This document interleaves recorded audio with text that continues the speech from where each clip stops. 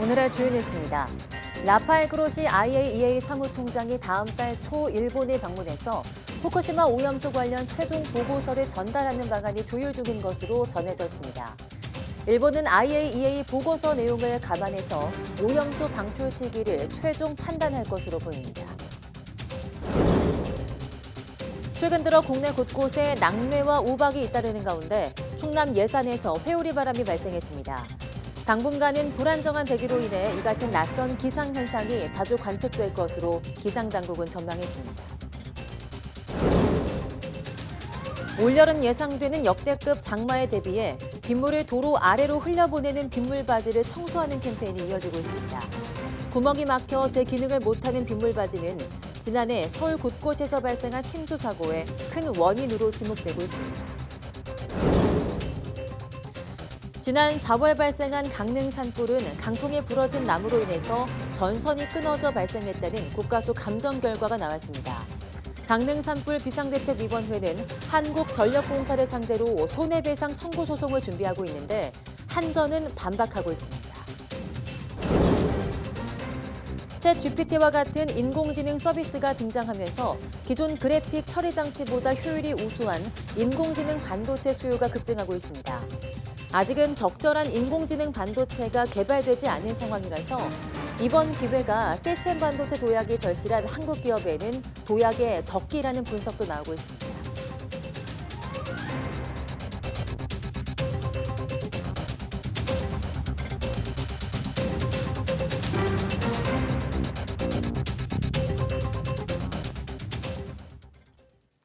네, 여러분 안녕하십니까? 6월 14일 사이언스 투데이 시작합니다.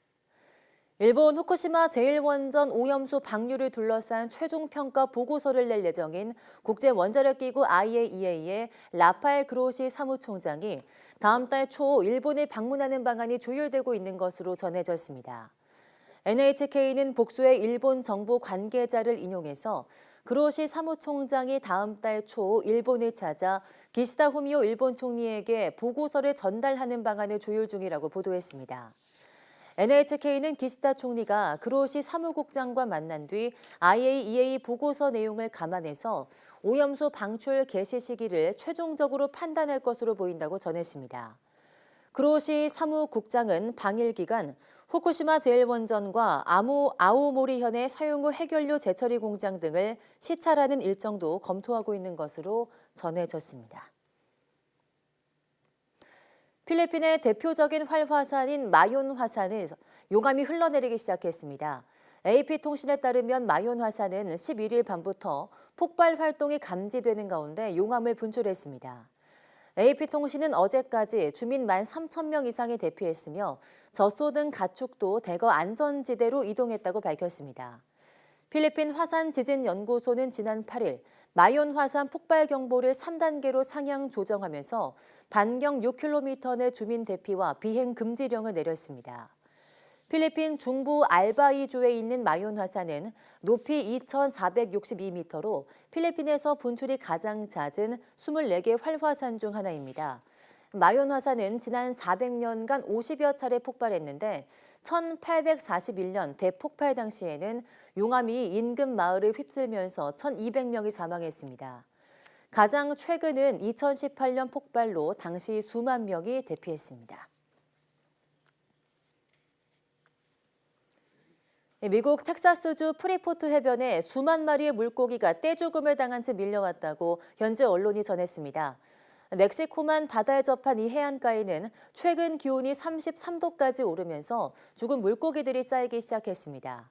관계 당국은 물고기 떼죽음의 원인을 수중 용존산소 부족 현상 때문으로 보고 현장에 직원들이 급파해서 청소 작업을 진행하고 있습니다. 당국 측은 죽은 물고기 대부분이 멕시코만 청어라며 여름에 수온이 상승하면 어류가 집단 폐사하는 일이 종종 발생한다고 설명했습니다. 전문가들은 기후변화가 멕시코만 연한 수온 상승에 영향을 주는 것일 수 있다면서 특히 수심이 얕은 연근해에서 이런 일이 더 일어날 수 있다고 분석했습니다. 불안정한 대기 탓에 낙뢰와 우박 등 변덕스러운 날씨가 이어지고 있는 가운데 충남 예산에서 회오리 바람이 발생했습니다.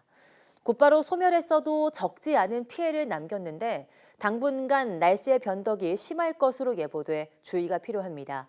이상곤 기자입니다.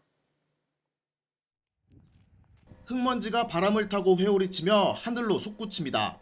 허공에는 돌풍에 찢긴 비닐들이 빙빙 돌며 날아다닙니다. 철제 구조물들도 바람에 날아가 곳곳에 떨어졌습니다.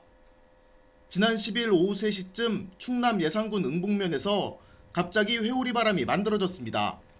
텐트가 막 이렇게 하늘로 올라가는 거고 처음에는 깜짝 놀랐는데 그다음에 철판도 뜯겨 나가고 비늘도 나중에 하늘 높이 올라가면서 모래바람이 막 이렇게 부는데 무섭기도 하고 처음 보니까 좀 신기하기도 해서 당시 예산에는 초속 6m가 넘는 바람이 관측됐습니다. 인명피해는 없었지만 창고 시설물이 파손됐고 돌풍이 지나간 밭들은 쑥대밭으로 변했습니다. 지난 1일에는 중국에서 강력한 회오리 바람인 토네이도가 발생해 주택 70여 채가 파손되고 10여 명이 다쳤습니다. 4년 전 충남 당진에서도 토네이도급 회오리 바람에 현대제철소 창고 지붕이 뜯겨나갔습니다. 회오리 바람은 대기 불안정이 원인인데 최근 발생했던 낙뢰와 우박까지 동반할 수 있습니다. 대기 상층에 영하 15도 안팎의 찬 공기가 머무는 가운데 하층 기온이 낮에 25도 이상으로 상승해 기온차가 발생하기 때문입니다. 상하층으로 기온차가 크게 벌어지고 대기가 불안정해져 국지적으로 돌풍, 회오리 바람과 천둥, 번개, 우박을 동반한 강한 소나기가 당분간 내릴 가능성이 있겠으니 시설물 관리 등 안전 관리에 유의하기 바랍니다. 당분간 변덕스러운 날씨와 함께 우박이나 회오리 바람 같은 낯선 기상현상이 평소보다 자주 관측될 거로 전망됐습니다. YTN 이상곤입니다. 기후변화의 징후로 보이는 기상이변들이 곳곳에서 나오고 있는데요. 기후변화를 막기 위한 온실가스 배출이 쉽지 않을 거라는 전망도 나왔습니다. 이영국 한국화학연구원장은 현재로서는 우리나라가 2030 국가 온실가스 감축 목표를 달성하는 것이 어렵다고 본다고 밝혔습니다. 우리나라는 2050년 국내 탄소 중립 달성을 위해서 2030년까지 온실가스 배출량을 2018년도보다 40% 줄인다는 목표를 2021년 유엔 기후변화 협약 사무국에 제출한 상태입니다. 이 원장은 그제 기자간담회에서 온실가스 감축 40% 달성을 위해서는 이산화탄소 포집 활용 기술을 활용해야 하지만 관련 기술은 아직 충분한 경제성이 확보되지 않아 상용화가 어려운 상태라고 밝혔습니다. 네, 지난해 여름 기록적인 폭우로 배수로 역할을 하는 빗물바지가 제 기능을 하지 못해 서울 곳곳이 침수되기도 했는데요. 다가올 장마철에 대비하기 위해서 시민들이 직접 빗물바지 청소에 나섰습니다. 임예진 기자가 현장에 다녀왔습니다.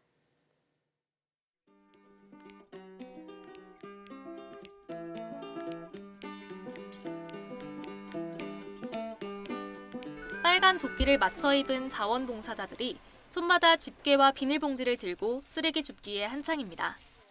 빗물이 도로 아래로 빠지도록 하는 빗물바지를 깨끗이 하기 위해서입니다. 이렇게 빗물바지를 열어보면 담배꽁초와 각종 쓰레기를 발견할 수 있는데요. 반복적으로 쌓이면 도로 침수가 발생할 수 있습니다. 지난해 여름 폭우 때 도로 위로 물이 차오르는 등 온통 물바다가 됐던 서울 강남 일대. 빗물바지를 막은 쓰레기가 침수 피해를 키운 원인 가운데 하나로 지목됐습니다. 올해도 역대급 장마가 예상되면서 빗물바지 정비의 필요성이 커지자 주민들이 직접 팔을 걷고 나섰습니다. 양천구 신정동, 신월동 지역이 상당히 이제 저지대가 많고 또 반지하에서 생활하시는 분들이 많기 때문에 원활한 배수를 위해서 빗물바지 사이사이에 낀 담배꽁초와 쓰레기를 꺼내다 보니 어느덧 비닐봉지가 가득 찼습니다. 청소를 마친 뒤에는 쓰레기를 버리지 말라는 스티커를 붙여 마무리합니다. 특히나 이제 주점이 있거나 식당이 있는 쪽 앞에는 집중적으로 좀 많았었어요.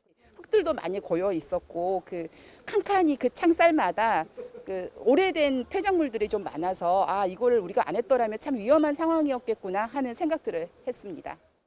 서울시 자원봉사센터는 오는 8월까지 서울 전역에서 빗물바지 청소 점검 캠페인을 벌여 정화 활동을 이어갈 계획입니다. 그러나 청소보다 우선해야 할 건 빗물바지를 막히지 않게 하는 것. 이미 지난해 수해로 큰 피해를 겪은 만큼 빗물바지에 쓰레기를 함부로 버리지 않는 성숙한 시민의식이 필요합니다. YTN 임혜진입니다. 앞으로 피해가 발생할 수 있을 정도의 큰 비가 내리면 호우 상황에 대한 재난 문자를 좀 더 빨리 받을 수 있게 됩니다. 기상청이 직접 동네 단위별로 호우 상황을 확인할 수 있는 재난 문자를 발송하기로 했는데요. 피해를 줄일 수 있는 골든타임을 확보하는 데 도움이 될 수 있을지 주목됩니다. 김민경 기자입니다. 서울 동작구를 비롯한 강남 지역에 시간당 100mm가 넘는 물폭탄이 쏟아졌습니다. 불어난 물에 승용차들은 옴짝달싹 못하고 폐냉장고가 도로 위에 둥둥 떠다닙니다. 인명피해까지 발생했지만 지역 주민에게 호우 상황을 알려주는 재난 문자는 없었습니다.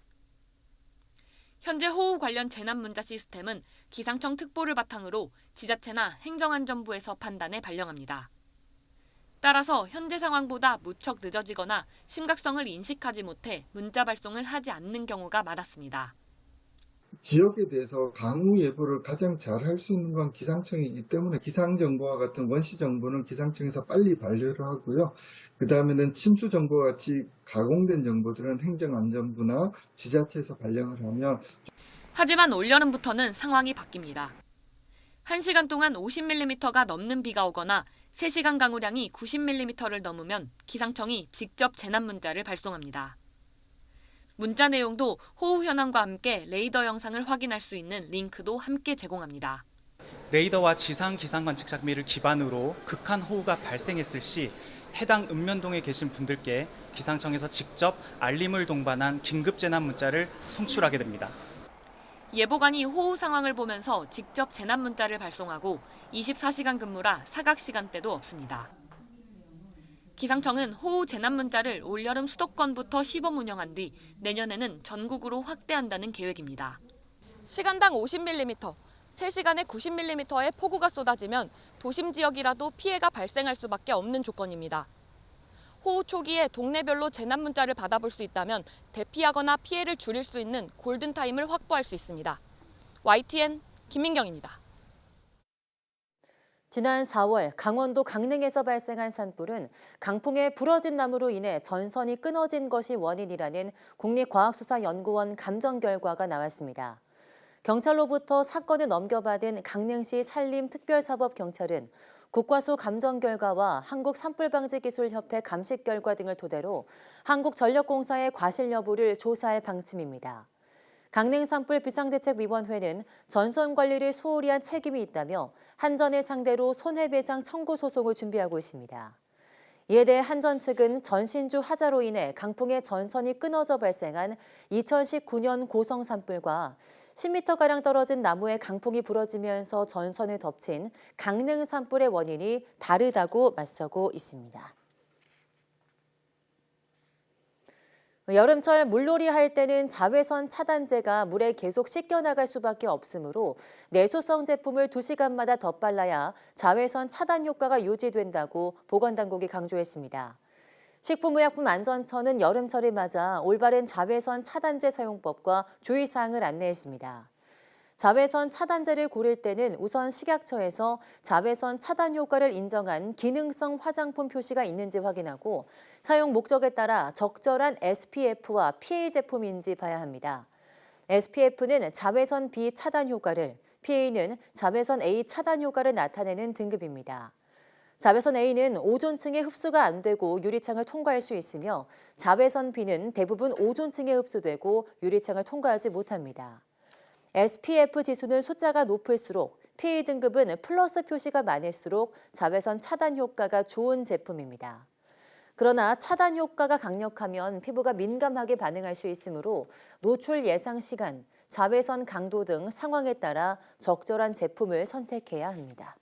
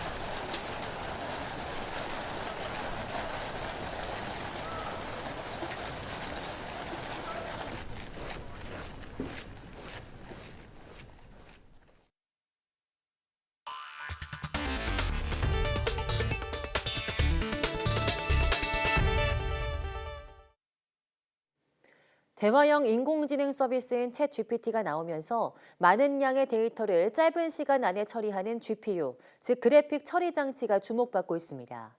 하지만 GPU는 곧 AI 반도체로 대체되고 그에 따라 새로운 시장이 열릴 전망입니다.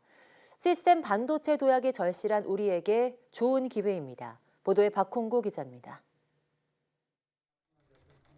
챗GPT를 개발한 오픈AI의 샘 올트먼 CEO는 지난주 방한에서 윤석열 대통령을 만나 첫 번째 조언으로 시스템 반도체 생산 능력을 늘리라고 말했습니다. 챗GPT 같은 AI 서비스가 많아질수록 반도체 수요가 늘기 때문입니다. 하지만 아직은 적절한 AI 반도체가 개발되지 않은 상태. 오픈AI도 챗GPT 구동을 위해 GPU를 10,000개 이상 쓰고 있습니다. 국내 기업들이 개발하고 있는 반도체 제품은 성능과 효율 면에서 GPU를 능가합니다. 직원 100명의 스타트업인 이 회사는 현재 카카오의 AI 반도체를 이용한 상용 서비스를 제공하고 있으며 내년 상반기 중에 2세대 제품을 내놓을 계획입니다. GPU보다 전력 소비는 60% 적고 제품 가격은 50% 저렴한 AI 반도체입니다. 지금 챗GPT급 그런 모델을 고성능으로 돌릴 수 있는 그런 2세대 칩을 지금 준비 중에 있기 때문에 저희가 굉장히 빠르게 또 현재 시장의 변화에 맞추어서 그 다음 제품을 지금 준비하고 있다 말씀을 드려서 SK그룹이 100% 출자한 이곳도 반도체 하드웨어만 놓고 보면 엔비디아의 GPU를 압도합니다. 문장을 이해하고 이미지를 인식하는 속도가 GPU보다 2배 이상 빠르다는 게 업체의 설명입니다. GPU 대비 이런 AI 가속기가 확실히 제품에 대한 어떤 효율성이라든가 성능이 워낙 좋다라는 것들이 사실 공신력 있게 증명이 된 거라고 보입니다.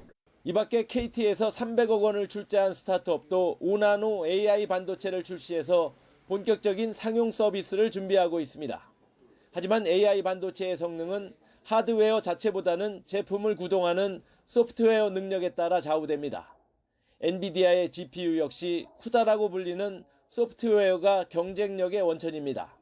그 반도체 칩 비중보다는 소프트웨어 비중이 더 사실은 중요하고요. 실질적으로 그 부분에서 경쟁력의 차이가 나오게 됩니다. 챗GPT 열풍은 GPU를 생산하는 엔비디아를 시가총액 1조 달러 회사로 만들었습니다. 하지만 GPU는 본격 AI 서비스를 위해 개발된 게 아니어서 전력 소모 등 비효율적인 부분이 많습니다. 엔비디아가 독점하고 있는 GPU를 대체할 AI 반도체는 앞으로 시스템 반도체 분야의 핵심 제품이 될 것으로 보입니다. AI 반도체를 계기로 한국 기업들이 비메모리 분야까지 주도하게 된다면 우리 경제는 큰 성장 동력을 얻게 될 것으로 보입니다. YTN 박홍구입니다. 미국 반도체 기업 AMD가 새로운 인공지능 칩을 선보이면서 이 부문 시장을 장악하고 있는 엔비디아에 도전장을 냈습니다. AMD는 13일 최첨단 인공지능 GPU 그래픽 처리 장치 MI300X를 공개하고 올해 말부터 본격 출시한다고 밝혔습니다. AMD는 새로운 칩이 대형 언어 모델과 다른 최첨단 AI 모델을 위해 설계됐다고 밝혔습니다. 리사소 최고 경영자는 LML 중심에는 GPU가 있고 GPU는 생성 AI를 가능하게 한다면서 MI300X 칩은 엔비디아 H100 대비 2.4배의 메모리 밀도와 1.6배 이상의 대역폭을 제공한다고 설명했습니다. 지난 8일 에스컬레이터 역주행 사고가 난 순회역에서 경찰과 국과수 등의 합동조사가 진행됐습니다. 역주행 방지 장치에 주목한 경찰은 마모된 에스컬레이터 부품 때문에 모터에 동력이 전달되지 못하면서 사고가 난 것 같다고 잠정 결론냈습니다. 오종훈 기자입니다. 철도경찰과 국립과학수사연구원 등으로 구성된 합동조사팀이 수인분당선 순회역 2번 출구로 들어갑니다. 지난 8일 에스컬레이터가 갑자기 거꾸로 움직이며 14명이 다친 사고의 원인을 밝혀내기 위해서입니다. 그리고 사고 원인에 대해서는 지금 또 조사가 실시하고 지금 현장이 그대로 보존된 상태니까 현장 가서 열어본 상태에서 진행할 예정이고. 조사의 초점은 에스컬레이터 설비 감식에 맞춰졌습니다. 현재 사고 현장 주변은 가림막으로 통행이 통제된 상황입니다. 합동조사팀은 관계기관끼리 간단한 회의를 마치고 오전부터 조사를 진행했습니다.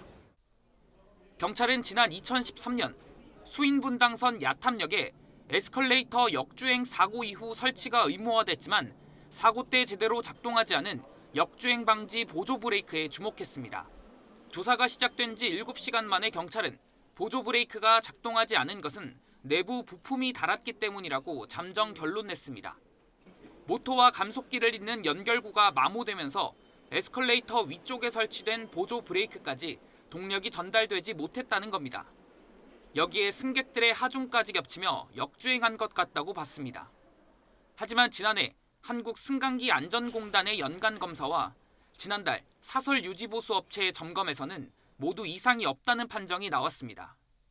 경찰은 연결구가 마모된 원인뿐만 아니라 보조 브레이크가 작동하지 않은 원인에 대해서는 추후 정밀 분석에 나설 것이라고 밝혔습니다.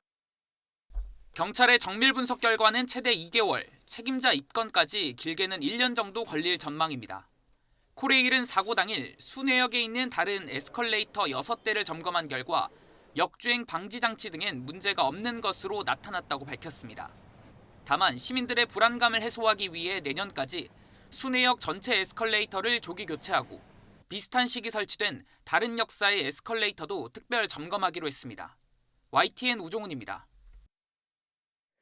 미국의 인플레이션이 2년여 만에 최저 수준으로 떨어졌습니다. 내일 금리 결정을 앞두고 기준금리 동결에 힘이 실리고 있습니다. 김선희 기자입니다. 미국의 인플레이션이 꾸준히 둔화하고 있다는 물가지표가 나왔습니다. 미국 노동부는 5월 소비자 물가지수가 지난해 같은 달보다 4.0% 올랐다고 밝혔습니다. 지난 4월 4.9%보다 낮은 수치로 2년여 만에 가장 적은 인상폭입니다. 연간 소비자 물가지수 상승률은 지난해 6월 9% 돌파 이후 11개월 연속 둔화세를 이어갔습니다. 식료품 물가는 러시아의 우크라이나 침공 이전 수준으로 떨어졌다고 로이터 통신은 전했습니다. 조 바이든 대통령은 성명을 내고 자신의 계획이 효과를 내고 있는 거라며 최고의 날이 오고 있다고 말했습니다. Finally, today's CPI report showed continued progress in our fight against inflation. Annual inflation is now the lowest in more than 2 years. 하지만 자세히 들여다보면 아직도 안심할 수준이 아니라는 게 전문가들의 지적입니다. 변동성이 큰 에너지와 식료품을 제외한 근원 물가는 전년 대비 5.3%, 전달보다 0.4% 상승해 여전히 높은 것으로 나타났습니다. 미국 핵심 물가지표가 2년 만에 최저치로 나타나면서 금리 동결 가능성도 높아졌습니다. 그러나 물가 상승률이 여전히 높고 연준 정책 목표인 2%와도 거리가 멀어 추가 금리 인상이 필요하다는 의견도 만만치 않습니다. If the Fed follows their normal data, like what's inflation today, where they want it to be, they probably should raise rates. 내일 기준금리 결정을 앞두고 연준의 고민은 더 깊어질 전망입니다. YTN 김선희입니다.